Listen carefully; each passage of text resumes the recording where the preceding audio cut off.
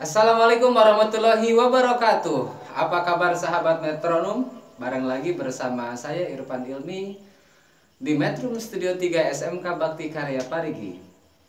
Pasti kawan-kawan pemirsa kaum metronom sehat selalu dan tetap semangat. Dan seperti biasa, saya bakalan nemenin kawan-kawan semua selama 1 jam ke depan.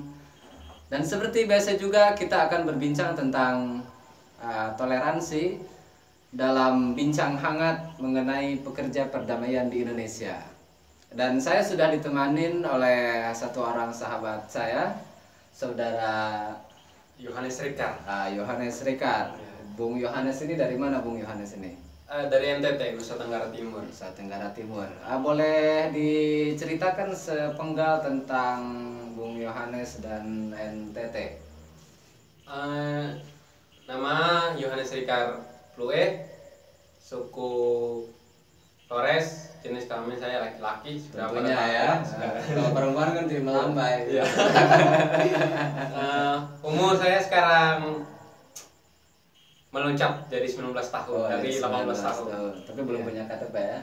Sudah. Oh, sudah punya KTP. Itu pun dipaksa. Oh, dipaksa. Supaya menjadi warga negara Indonesia ya, secara resmi. Ya. Oke. Dan saya baik-baik saja hari ini. Itu pernyataan yang sedikit tanda petik. Kalau biasanya orang ngomong baik-baik saja berarti sedang tidak baik-baik saja. Begitu ya. Mungkin Bung Yohan ini bisa menceritakan sedikit tentang bagaimana sih Flores itu, begitu kan. Secara Bung Yohan ini kan sekarang berada di Pangandaran dan juga sebagai peace worker atau pekerja perdamaian yang dilantik dari program kelas multikultural SMK Bakti Karya Parigi. Untuk mengenai itu Flores Timur, ya. Di daerah sendiri itu kalau ada makanan khas, dua makanan khas yang sangat unik. Yang pertama itu jagung titi. Jagung itu bahan dasarnya jagung. Jagung, terus cara buatnya cuma di titi pakai batu. Oh, ditumbuk gitu ya? Ditumbuk ya. Nah, selanjutnya itu rumpur rampe. Jadi rumpur rampe itu campuran sayur-sayur seperti daun singkong, bunga pepaya, jantung pisang, daun pepaya dicampur diolah jadi satu. Nah, itu biasanya makan sama ikan kering. Ikan teri apa ikan paus? Ikan kering, ikan teri, semua ikan bisa. Semua ikan bisa, ya. Tapi nggak ikan paus juga kan? Iya, enggak. Baik. Itu mengenai makanan begitu kan. Kalau kebudayaannya sendiri, misal tentang tradisi musik atau adat istiadat yang lainnya apa kira-kira? Kalau di daerah saya sendiri itu adat istiadatnya, tarian adatnya namanya tarian Gong Bitong. Gong Bitong gimana itu? Tarian Gong Bitong itu? Dan tarian Gong Bitong itu awalnya itu ada sepatah dua kata dari orang yang memimpin tarian itu. Kamu bisa nyanyinya? Oh, bisa. Coba. Kita pengen dengar begitu. Pengen dengar ya? Dari Flores. Sekarang? Oh, sekarang. Besok kan sudah tidak siaran lagi. Oh iya, sesi 2 besok. Oke, saya mulai. Oh, mulai. Oi, tibang plue bati belah maning go babla ami gong ami hewat lorotan ami gue nataga tung seperti itulah. Ya, belum selesai. Lanjutkanlah sampai selesai. Ini musiknya. Oh iya, musiknya. Lema maning.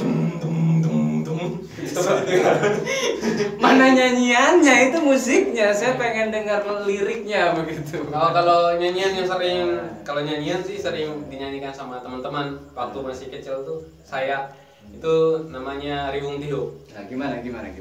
Riwung Tihuk pano lebeba utan sedan utan mine iya kela naga sawaria.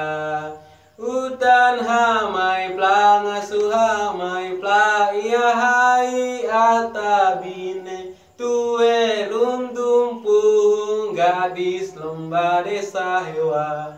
Enggak pakai buka titik jos ya? Bukan koplo ya. Itu lagu tradisi ya, bukan koplo ya. Mungkin bisa diceritakan garis besar makna dari lagu itu supaya kita paham juga. Saya kan asli dari suku Sunda begitu kan, dan ya sedikit banyak mendengar tapi tidak memahami. Gitu. Jadi ini perkata ya. Ya per ini aja garis besarnya saja. Jadi ini ada sebagian pemuda. Jadi mereka itu mencari seorang gadis, mencarinya di desa saya. Gitu. Gadis lomba desa Hewa. Oh itu nama desa. Iya desa Hewa. Kenapa harus cari gadis ke sana? Karena gadisnya itu ya seperti Ibu Kartini, pejuang-pejuang kita, jadi kuat-kuat mereka. Mantap, kuat memikul beban. Iya, memikul beban. Untuk apa? Untuk ya keluarga. Untuk memastikan Indonesia tetap ada ya. Siap. Melanjutkan perbincangan yang tadi begitu ya. Iya. Saya ingin tahu tentang pendapat Bung Yohan ini mengenai saling menghormati dan menghargai antara teman maupun guru yang berbeda agama. Apakah ini merupakan salah satu bentuk toleransi? Begitu?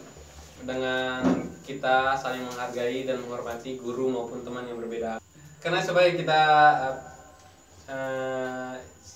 menjaga hubungan baik, menjaga hubungan baik seperti gimana hubungan antara kita yang berbeda agama ketika ngobrolin tentang hal-hal baik yang mengenai agama, jadi saling bertukar pikiran gitu.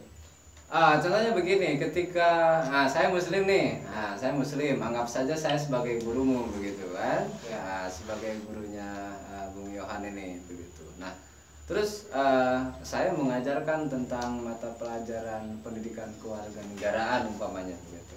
Ya. Kira-kira Bung Yohan sebagai orang yang beragama Kristen Protestan atau Nasrani? Katolik. Katolik ya, begitu ya. Yang beragama Katolik begitu kan. Apakah ada permasalahan dengan itu? Mengenai mata pelajaran atau? Ya, mata pelajarannya PKN saya sebagai guru dan saya seorang muslim begitu kan. Ya. Nah, terus apa namanya? Bung Yohan ini sebagai siswa di situ posisinya. Bagaimana pandangan Bung Yohan?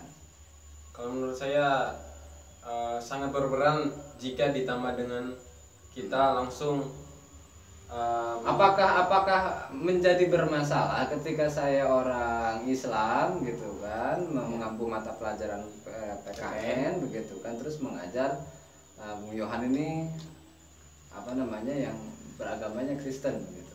Enggak jadi masalah. Nah, kenapa itu tidak menjadi masalah? Karena di PKN itu kan kita belajar tentang kerukunan antara sesama orang di satu negara tersebut. Betul.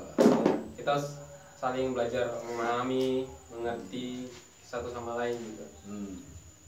Jadi tidak ada masalah walaupun saya sebagai orang Islam mengajar Bung Yohan begitu kan yang beragama Kristen umpamanya sebagai siswa.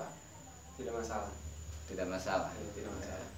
Jadi yang dilihatnya itu bukan faktor agamanya begitu ya. Bukan faktor agama, tapi apa yang disampaikan. Apa yang disampaikan ya. Pengetahuannya itu sendiri begitu ya. Iya.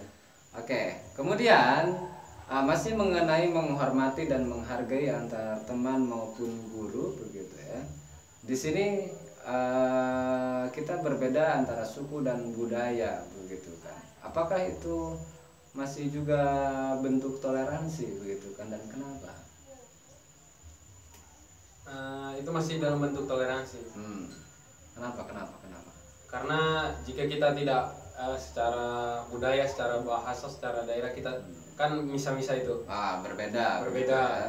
Tapi kalau kita disatukan dalam sebuah forum, sebuah kelas, itu kan akan menjadi sangat menarik karena kita bisa belajar tentang apa sih yang ada di budaya Bapak dan apa sih yang ada di budaya saya gitu. Iya. Jadi dalam hal ini bentuk implementasi atau pengamalan nilai-nilai Bhinneka Tunggal Ika itu akan tercipta dan hidup secara harmonis di lingkungan sekolah. Iya, seperti itu.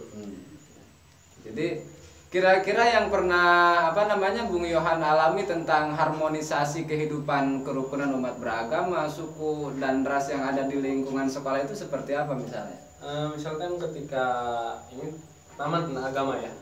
Ketika teman-teman yang muslim itu ketika azan berkumandang itu mengingatkan untuk ke masjid, dan ketika kami juga saling mengingatkan untuk berdoa. Iya. Ya, gitu.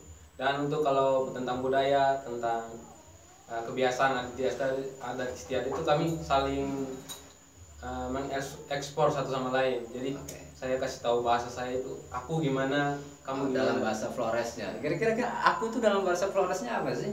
Kalau di daerah saya sendiri, di kabupaten saya itu kan ada dua bahasa. Oh, ada dua bahasa. Ya, pertama bahasa Krowing sama bahasa Lamaholot. Nah, yang saya gunain di setiap hari itu bahasa Krowing. Nah, di bahasa Krowing itu aku artinya HU. HU. HU. Nah, ditulis dibacanya HU gitu. Tidak, tanpa H, tanpa H. Oh, tanpa H ya, gitu. HU. Kayak AU. Nah, itu aku. Kalau kamu AU. AU. AU. Loh. AU, AU. Ya. Yang gimana itu? AU, AU. Iya. Gitu. Jadi gimana itu? Cok kasih contoh. Saya dan kamu pergi ke pasar dalam bahasa Flores. Oke, saya dan kamu pergi ke pasar. Nah, AU, ora AU, pano pasar. kok ada oranya? Ora itu artinya dengan. Oh, dengan. Ya. Aku dengan. Kalau nggak ada dengannya? AU pano pasar. Jadi sama. Terus bedanya di mana? Kan tadi kan AU. Iya. Kalau kamu AU. Iya. Kok jadi sama diucapinnya? Coba ulangi lagi. Agak slow motion. AU pano pasar. Wah, ya jadi kayak ada konotasi penekanannya. Ya, kalau penekanannya. AU saya, kalau kamu AU Biasa. gitu. Jadi kayak AU. Ah, begitu ya. Ya. Terus yang kedua bahasa Lamaholot. Lamaholot. Kalau AU artinya goe, go. Oh, goe. Nah, itu yang biasa si Pauline itu. Iya, si Pauline. Iya. Oh, itu kamu beda sama dengan si Pauline. Beda. Dan kamu moe. Ya. Jadi gimana? Kalau aku dan kamu pergi ke pasar dalam bahasa Lamaholot, apa tadi? Lamaholot. Benar Lamaholot. Go nemo pana pasar. Gua nemu panak pasar. Kayak bahasa Inggris ya. Iya. My heart will go on.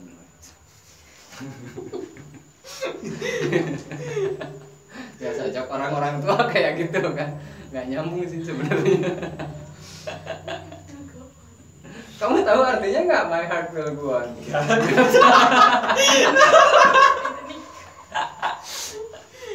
Jadi artinya itu bukan hatiku akan pergi ya, tapi hatiku akan setia, itu artinya. Baik, pemirsa Metronom dimanapun Anda berada, masih di Studio 3 Metrum SMK Bakti Karya Parigi, begitu, dan masih berbincang hangat. Dan saya juga masih ditemani Bung Yohan, begitu ya. Saya masih ingin bertanya begitu ya tentang ya secara begitu Bung Yohan ini dulu mantan OSIS ya. Mantan pramuka. Oh, nggak ikut OSIS. Ya. Itu berarti kamu tidak paham organisasi itu. Setiap orang yang ada di sekolah itu namanya OSIS. Oh iya. Oke. Kan kalau di kelas multikultural ini di SMK Bakti Karya itu kan ada tadi kan ragam budaya, ragam agama, ragam suku gitu. Ya. Kira-kira menurut Bung Yohanes ini ketika apa namanya si ketua OSISnya itu Islam begitu kan, Ya. terus si struktur ke bawahnya itu ada yang Kristen, ada yang Buddha begitu. Ya seperti di sinilah di SMK Bakti Karya Parigi ini. Nah, apakah Bung Yohanes mempunyai permasalahan dengan itu? Dari saya sendiri tidak ada masalah. Kenapa? Soalnya yang